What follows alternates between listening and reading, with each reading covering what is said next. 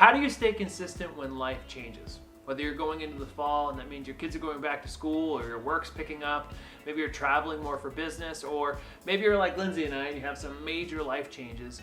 How do you stay consistent and grounded during this season so you can perform better, feel better, and set yourself up for success when life gets back to normal? That's what we're going to talk about today, and that's what we want to help you out with. My name is Brian Pickowicz. And I'm Lindsey Rago, and we are the head coaches at the Fitness Project, where we build fit and healthy leaders. Now today, as we talk about transitions, we are going through one ourselves, and that's really what brought this topic to mind for you. We are growing our business while also making a major move across the country, buying a house, and planning a wedding.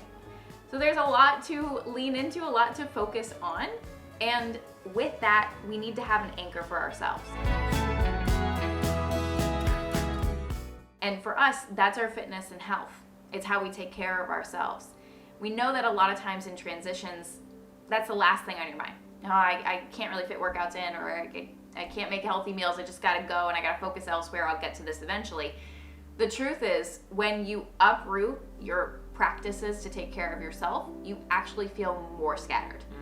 So to shift that in this transition season and focus on taking care of yourself first will actually help you be more organized, more intentional, and more focused in all those other areas or responsibilities that you're trying to lean into right now. So that's why we want to help you out here. And I think that the separation is understanding that there is a benefit to the way our body looks, but it's really understanding that these habits that we're going to talk about today are really about changing the way we physically feel and mentally feel. Because when we're overwhelmed or we don't have a sense of certainty, the last thing we want to do is get rid of the thing that we can be certain with. Because you can always be certain that you will feel better after you work out. There's certain habits that you can lean into that make you feel more grounded. So what we want to do is we want to create consistent anchors, like Lindsey was saying, through the routines that we build into our life. And the best part about this is it doesn't take a whole lot of time. These should be simple and easy and rewarding at the same time, but they should be something that you do in a way that works for you. And so there's 5 points we want to outline for you to really make this hit home and make it something you can commit to today. And the first thing is simply that. We have to commit to consistency. Now, it doesn't mean committing to perfection, which we'll talk about in a moment, but committing to consistency is understanding, not just mentally, but emotionally, that there's a benefit to doing something for ourselves right now. And that might mean for some of you it's working out, that might mean for some of you it's prayer or meditation or journaling or reading or doing something that anchors you. But if we can simply make the commitment to take care of ourselves the best we can right now, we're gonna see that have a ripple effect to the way that we're showing up in the other areas during this season that we really need to be present with. So the first point is make that commitment. Make that commitment to consistency, not perfection, and lean into those habits that allow you to be your best.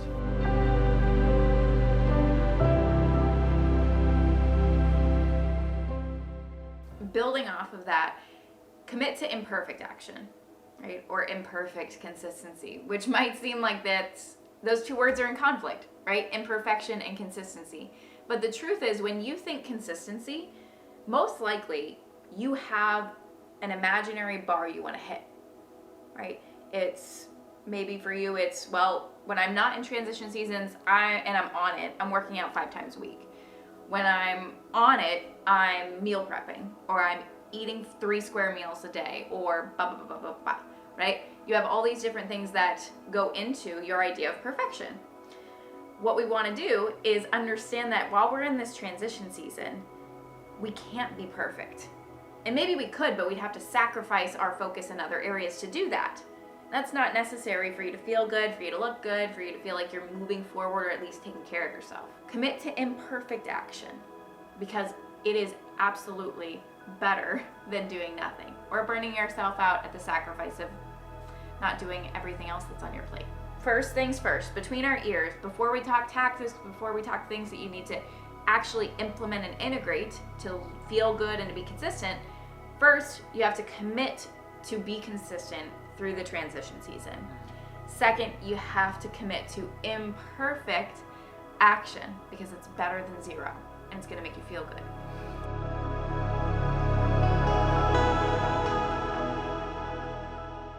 And so once you make these two mindset shifts, what do? Well, the first thing, the first habit, the first routine that we want to lean into is having a morning routine, having a morning anchor. Now, this does not need to be the miracle morning where you're spending an hour dialed in, but commit to something that takes 5 to 10 minutes that makes you feel better. For me, it's as simple as I wake up and I drink a glass of water.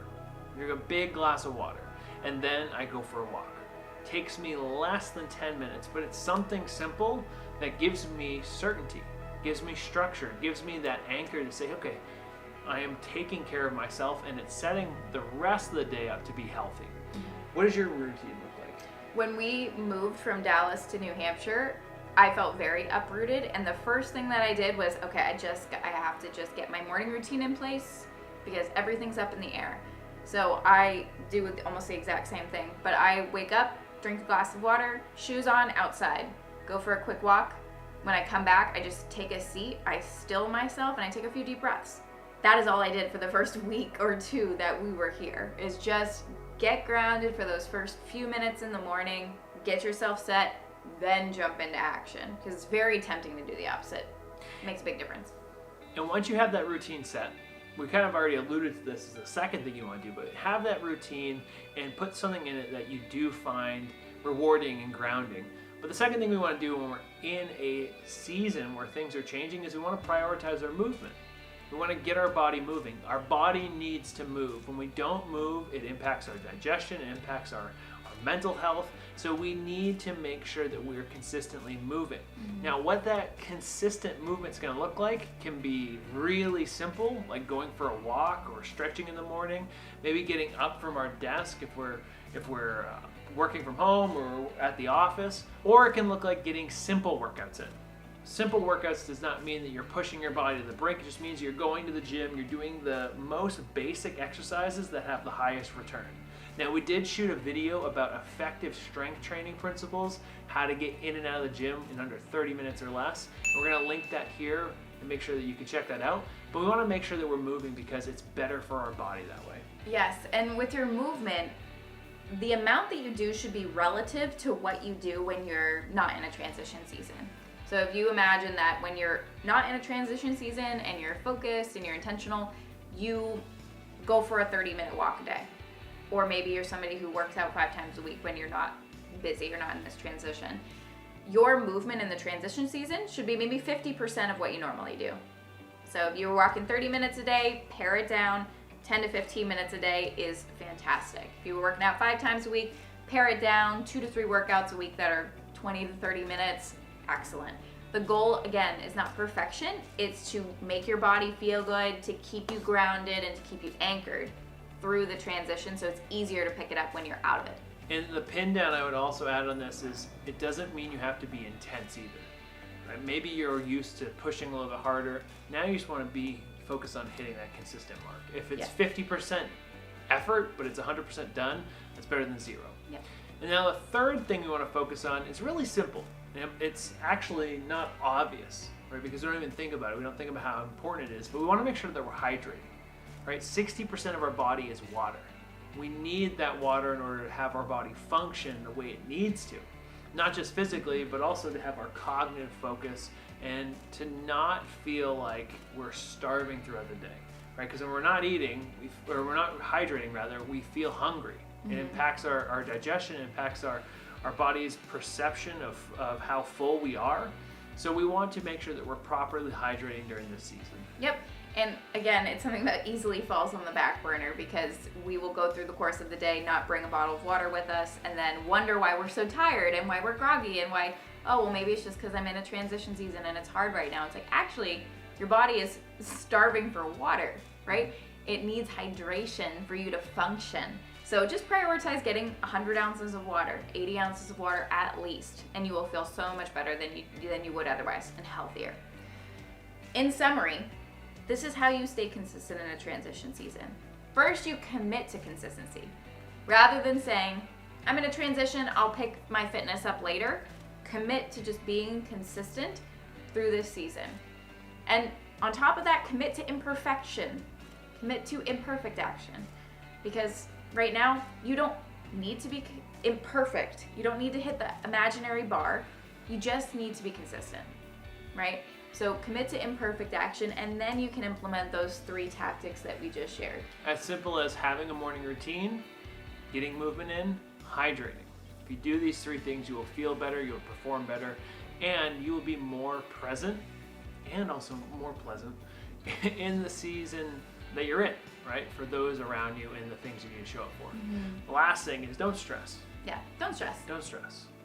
And it's not just a matter of don't stress and then you're like, oh, well, obviously I know that, right? But don't put so much pressure on yourself to be perfect, because all you need to do right now is focus on taking those small, consistent actions and feeling and celebrating those small, consistent wins. If you do that, you will be better for it, and when life gets back to normal, you will be able to lean into the better strategy, the optimal strategy, and that's where you're going to win. So I hope this is helpful. Comment your biggest takeaway. What do you really need to implement right now in this season for you to be more consistent and feel better? And we'd love to hear what thoughts came up as we were sharing this today. But thank you so much for being here, and we hope that this helps you as you're in this season of life. Cheers. Cheers.